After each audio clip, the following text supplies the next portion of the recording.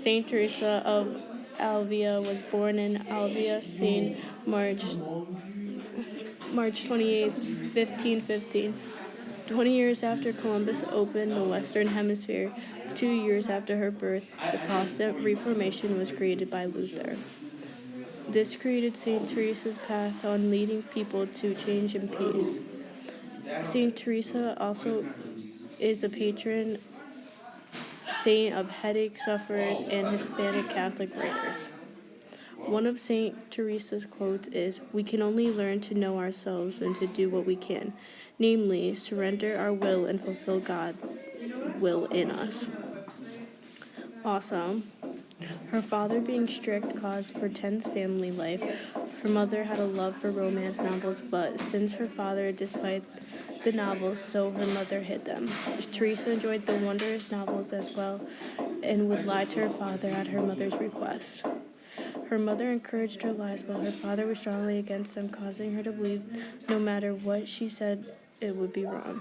Her family life was so stressful that when she was 7 years old, she convinced her older brother to travel the land of the Moors and get their heads chopped off. At the edge of the city, they were found by their uncle and brought home.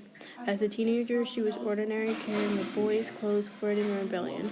Her father sent her to convent at 16 for her out-of-control behavior. She began to enjoy a religious life and more time spent at the convent. Her love for God growing in the convent was less strict and intense than her home life. She chose the religious life over a material life because of how she saw her mother's relationship with her father.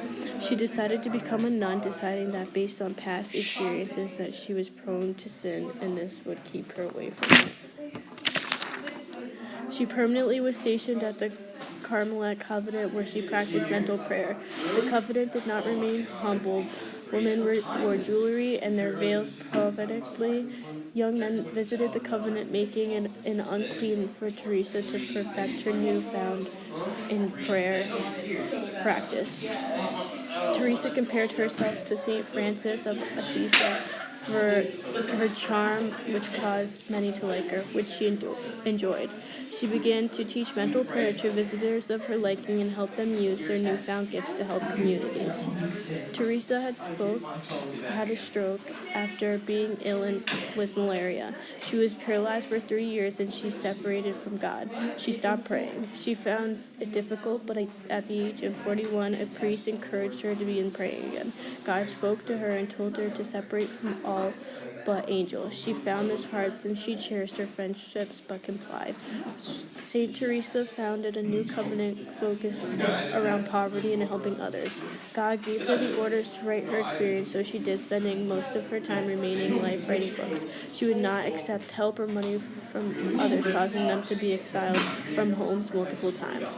Her humble attitude eventually led her to the death at age 67 on October 4th.